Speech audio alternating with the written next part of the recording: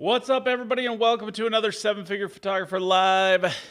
Glad to see you guys here. It is the week of Christmas, kind of, I think, more or less. Like, I didn't realize it, but last week, Mia was, Friday, I was getting ready to leave, or maybe it was Thursday, I can't remember. And Mia was like, well, I guess I'll see you after Christmas, so Merry Christmas. And I was like, wait, what? I was totally lost. I didn't realize this week was Christmas. So, Merry Christmas. Since I'm not going to see you Christmas Day or the day before, or even between now and then, welcome, Lauren Bish. For those of you guys who are here and watching, please make sure to comment. Tell us where you're watching from. I'd love to hear it. Today, we're going to talk about something that I think is kind of fun and exciting, but I think it's terrifying for a lot of people, and that's budgeting. Creating a budget for the new year. So that's what we're going to talk about today. I'm excited to share with you, but let's do a quick intro first. What's up, guys? For those of you who don't know me, my name is Sam Marvin, and I have been in the photography industry for 25 plus years. While I love being a creative, business is my passion, and elevating the industry of photography is my focus. I created the Seven Figure Photographer to share my journey to seven figures and help others find their way too. That's amazing.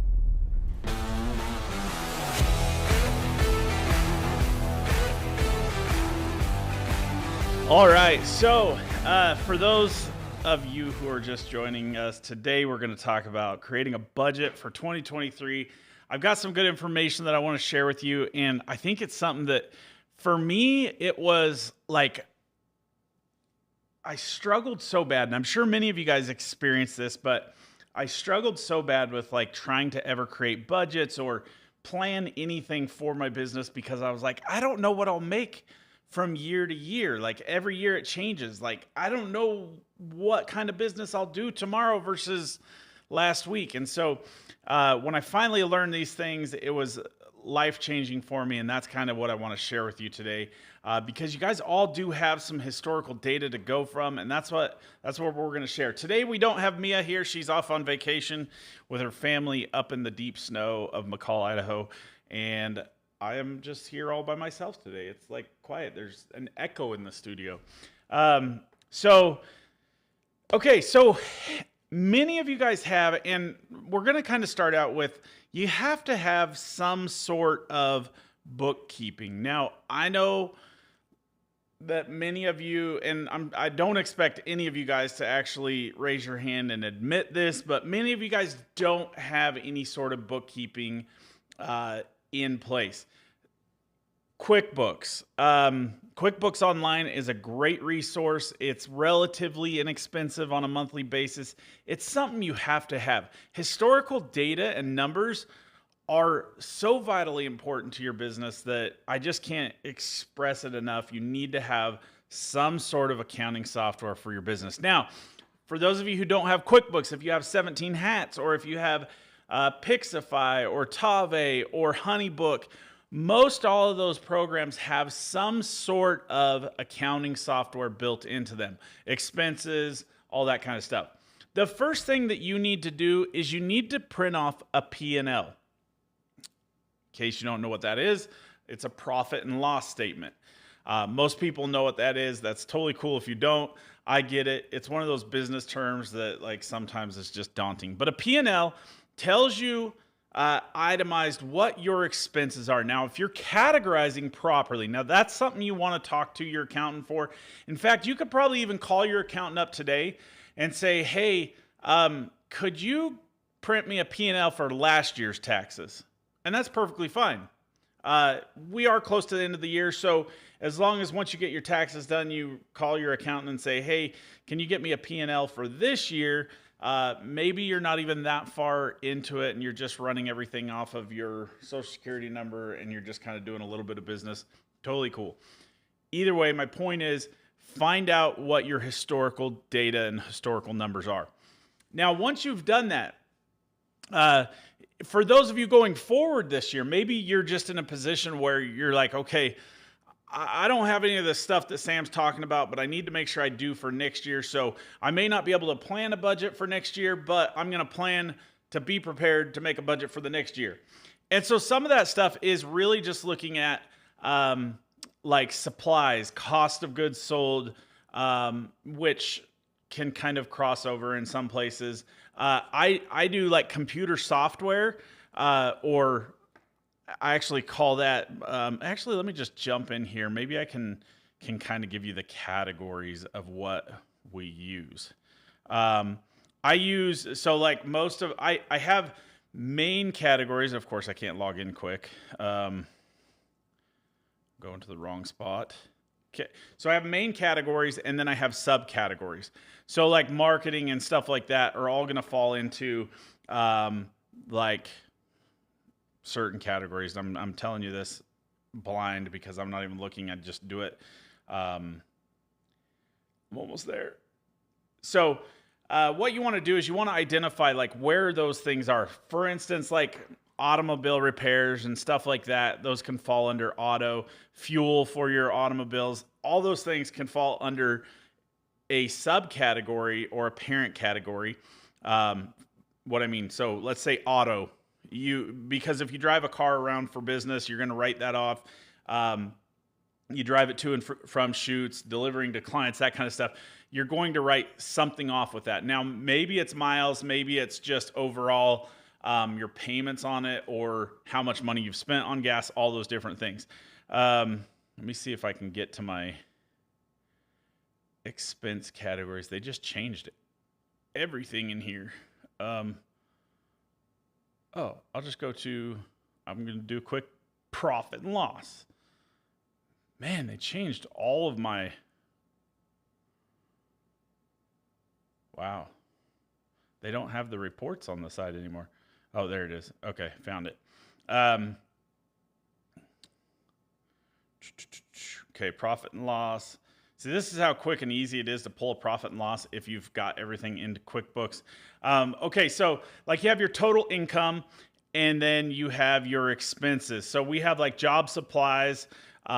We have just ultimately under expenses, cost of goods sold. Under there is job supplies, outsourcing stuff, parking, shipping, that kind of stuff. Then I have a category that's just marketing and advertising. And I have my auto, car and truck stuff. Meals and entertainment is a category. Office supplies and software. That was the one I was trying to remember. This one's a huge one for me. I have so many reoccurring software like expenses for the business. For instance, I have a software just for my podcasts. I have software that charges monthly for website, which technically I run that under my advertising and marketing. Then I have a category payroll expenses. So there you go. I have 1, 2, 3, 4, 5, basically 6 different expense categories that I'm going to mark all of my stuff into. Now, why do I tell you this? The reason I'm telling you this is because ultimately I want to make this as simple as possible. You want to be able to recognize, okay, like, where do I put this? Like, let's say, for instance, you go to, I take my clients to Dutch Bros every day. So that's something that I'm either going to mark under Meals and Entertainment, or I'm going to mark it under advertising and marketing. Now this year, with the way taxes are going and everything, my understanding is that IRS is accepting 100% of Meals and Entertainment this year as a write-off. So naturally, I'm going to put that under Meals and Entertainment. And then like cost of goods sold, your advertising and marketing, all that stuff. Like those are all different things that you can put into like a parent category and then subcategory. Now, why I tell you this is because ultimately what I want you to do is I want you to look back at your historical data. What did you do last year? If you go back through last year's taxes or this year so far, because we're 2 weeks from the end of the year, let's look back at just this year. How much money have we spent in product? How much money have we spent in advertising and marketing? How much money? And don't just like pull these numbers out of your butt. I don't know what else to say. Don't just pull them out of your butt. Look at them and determine, okay, this is how much I spent. And this is what I did. So without question, right now, everything you're doing is going to be reactive. You're looking back at the last year, and I oftentimes talk about be proactive, not reactive. You're looking back at your last year's numbers so that you can be prepared or be proactive for next year. Let's just say, for instance, that I'm just going to use $100,000 for a round, easy number. First thing, your payroll expense. You're going to pay yourself, right? Let's say that that's out of $100,000, you're going to pay yourself $40,000, okay? And so there's $40,000. That's 40% of your total gross sales, okay? Let's say that $5,000, let's go with, $5,000 of that is going to be advertising and marketing. So you're going to spend $5,000 on advertising and marketing. That means that you have 5% of whatever you do in advertising and marketing. Now, let's talk about cost of goods sold. Maybe that's 35%. You should typically be able to have your cost of goods sold and everything down into like your 25%, 20% range. That's really where you should be. But in the tax side of things, that's actually going to equate to a little bit higher number when you start throwing in like studio and different stuff like that, because technically those are not cost of goods sold, but they're going to work in there somewhere. It depends on how you do it with your accountant. They're going to differ with literally every accountant out there. Ultimately, if you're just doing cost of goods sold, that's just your hard cost on the products that you sell. It's not going to factor in payroll because technically that is a cost of my goods sold, but we're going to put that into a payroll category. Now, let's talk about payroll having another employee. Let's say you have an employee that you pay $20,000 for the year. We're really getting up there. Let's see, that's 40%, 5% for marketing and advertising, 35% for cost of goods sold, which is really high. We should probably take that down, but we're just going to go with it. That makes it 40 and 40. That's 80%. If we paid one of our people $20,000, then that puts us at 100%. I did that like really well on accident. Like I should be proud of myself in that one. But anyway, so that puts us right at 100%. Now that you understand that, you can start looking at those numbers and you can make a spreadsheet. You can go in and say, okay, I either need to figure out a way to make more money or reduce the percentages. Maybe I need to bring down my cost of goods sold from 35% to 25%. And so we're going to set our budget for next year, cost of goods sold to $25,000. Now that one is going to be a really weird one because ultimately the more you sell, the higher that number is going to go up. So keeping it at a percentage is actually a better thing because you know that, okay, no matter what, 25% is my cost of goods sold. Now, where this can be really powerful and where it really helped me in my life is when I started to look at those historical numbers and I was like, okay, taxes take up this percentage. Payroll takes up this percentage. Cost of goods sold takes up this percentage. And I could look at it and I could say, okay, here's my percentages.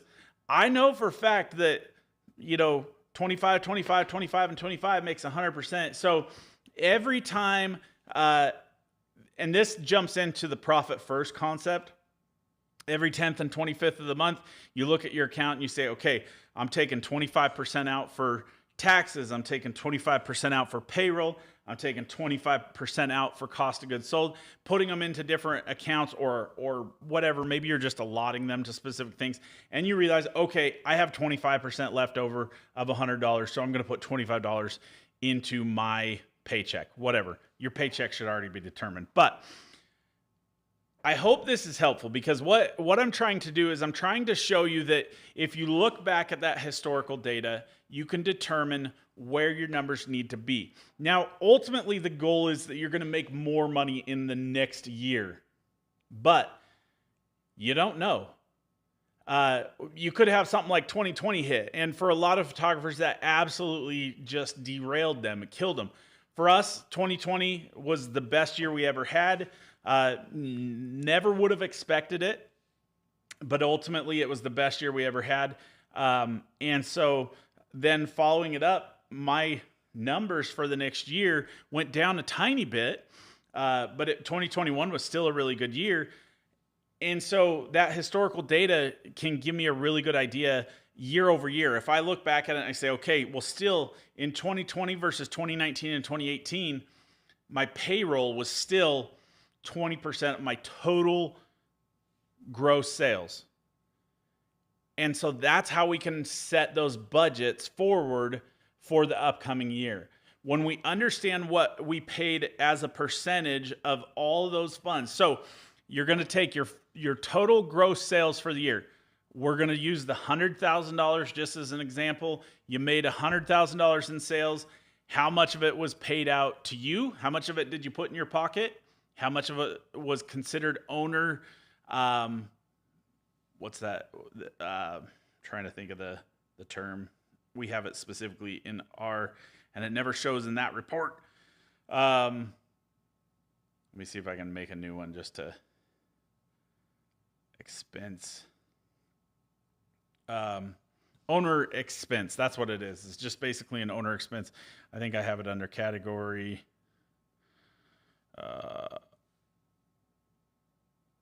Owner pay and personal expense. That's one that it's in there. So say for instance you've taken draws. That's the other word for it. You take a draw out, and that totals up to a total of 35% over the year. You know that you have a $35,000 budget for the year. Anything above and beyond that is still only going to be 35% of whatever you do. So let's say next year you double your money and you make $100,000 or $200,000. Now you're going to have 35% of the same, but you're going to be making $70,000 instead of $35,000. Make sense? But still, it's just based on a percentage. That percentage is never going to change. And so if you want to look forward to the year and you're saying, hey, year over year, my business has increased 20%. Okay. So if you made $100,000 this year, next year, you're going to make $120,000. You can budget based on your expected gains and say, okay, I need to take out 35% of $120,000, which is, let's just do some math because I gave myself not round numbers and that makes it fun. So 0.35 of 120,000, somebody's probably going to math for me faster, is $42,000. So $42,000 divided by 12, you're going to pay yourself $3,500 a month. Okay, makes sense. Now, let's talk. Hey, Tim, what's up? Let's talk about other things and how this can be beneficial for your business. For instance, when I look at historical data for my business, one of the things that we have is, for instance, I had an idea earlier, and now I can't think of it. Maybe we go through, thumb drives. Let's say you use thumb drives, or you can't really do this with albums. If you're printing your own pictures, you can do it with paper. We do it with Canvas. So historically, we're going to look at, okay, the last couple of years, we went through 25 rolls of Canvas. Okay. So knowing that, I can prepare for the next year, and I can look at the companies that I buy my product from, and I can say, okay, I know that I'm going to go through 25 rolls of Canvas. I pay for them 1 roll or 2 rolls at a time or 3 rolls at a time just to get a little bit of the discount. But if I buy them 10 or more at a time, I get a much larger discount. So go and purchase the year's product if you have the space to store it. There is something to be said for that. And maybe it's just that you do it half at the beginning of the year and half at the middle of the year. However you do it, if you're purchasing things that you need to have on hand and that you can save some money on from buying larger quantities, then do it. And you can help save yourself a little bit of money here and there. Now, the other benefit to looking at your budgets is if you look at your budget and you say, okay, my office expense, and I'm going to go back here. Yes. So my total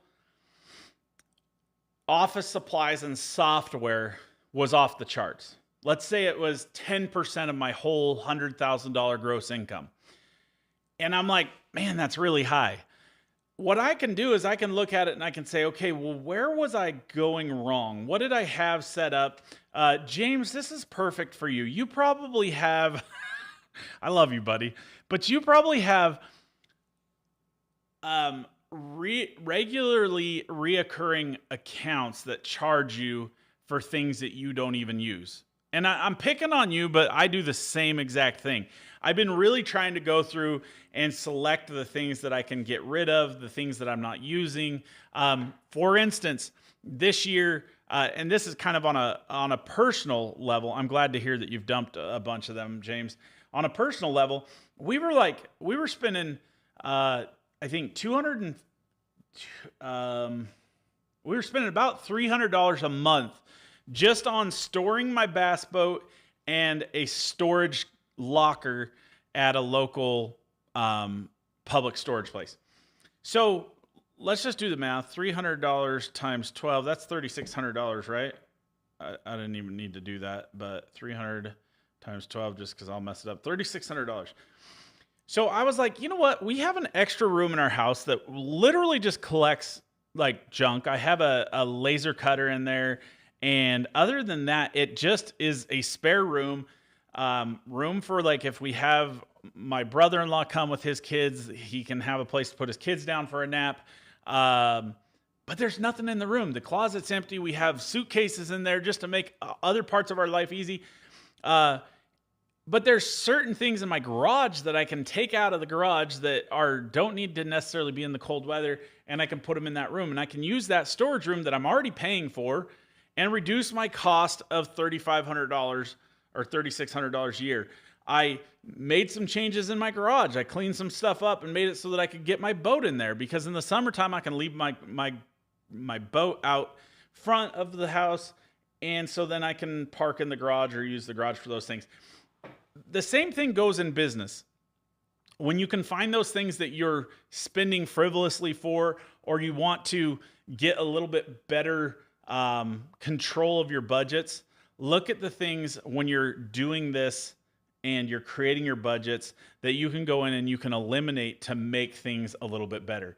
When you're creating a budget, it gives you a lot of information about where you're hemorrhaging money for no reason. And guys, I'll be the first to tell you, I'm like one of the worst at it. I'm just like James. I have stuff that I'm paying for on a regular basis that, well, hey, a perfect example is gym, like the gym. I have a gym membership. Does it look like I go to the gym ever? No, but I want to. And gyms sell more this time of year in the beginning of the year than anything. So that's a perfect example.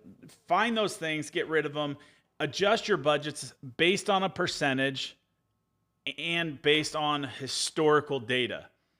And you can help yourself. Now, some of the general things to keep in mind, typically your cost of goods sold. Most coaches, most everybody's going to want to show you. Gina does a really good job of this, keeping you down around that 20 to 25% cost of goods sold. That's the hard goods. And that's just basically keeping things in a good place. If you can get them down even further than that and give yourself a little bit bigger, man, I just lost my words, margins, which is basically the amount of money that you're actually profiting on those products. So maybe making them 15% instead of 25%. Then those are all things that you can do that will really help you trim the fat in your business and put you in a better position.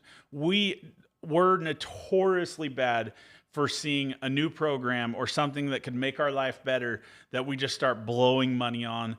I really shouldn't say this because, this is what I do. We sell stuff like that, like our calendars that we're going to be talking about next week. Those are all good things that can help you be better. But some of those things are things where you just need to trim the fat in your business. And you do that by writing out the budget for yourself. Tim says budgeting tells your money where to go rather than wondering where it went. That's exactly right, Tim. Great comment. I gotta see because I'm here all by myself. I don't have Mia to read everything. Oh, Tim is just telling James, how has everything been with the surgery? Did it help? Lots of pain. Talking numbers and my brain already hurts from surgery. Sorry, James. Okay, and then all right. So pretty much just the same stuff. Josh Peterson, welcome. Yeah, and Dave Ramsey, that honestly, he's a great one. He teaches a lot of great principles as far as that goes. The only one thing that I would suggest is really, I guess, I'm not going to go there. I'm not going to go there. Don't be afraid to leverage your abilities, and of course, that is getting into much higher investment kind of things, being able to leverage debt to make money and keep your cash on hand, that kind of thing. Dave Ramsey teaches a great deal of responsibility in how you're dealing with stuff, and it's great keeping $1,000 on hand and keeping your operating numbers for what is it? I think like 3 or 6 months, stuff like that. Definitely good stuff to read. He's got some great stuff. But the concept of never using credit or anything like that, it's great. But there's also some, yeah. Anyway, good point, Josh. Thank you. Okay, so that's pretty much it. That's all I wanted to talk about today. Really just the concept of budgeting. The year is coming to an end. Right now is the best time for you to consider these things, to look at everything and say, okay, where can I trim the fat? Where am I at historically speaking? What percentages can I look forward to? How can I, if I do this, how can I help myself grow? What do I need to do just a little bit more? If you're not putting any money into marketing and advertising, figure out a way to write that into your budget, because if you're not marketing, you're probably not growing. So,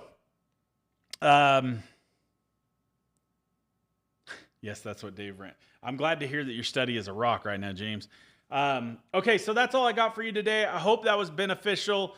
If you guys have any questions, feel free to reach out to me. I'm an open book. I just am not online enough anymore. True death. So, yeah, that's it. Any questions? Everyone should budget for mailers. They really work. Tim Goats, I'm going to beat you. I'm not going to go there right now. We'll talk about mailers another time. They do work. Just not that great. It was a good effort. All right, that's it. Peace out, Girl Scout.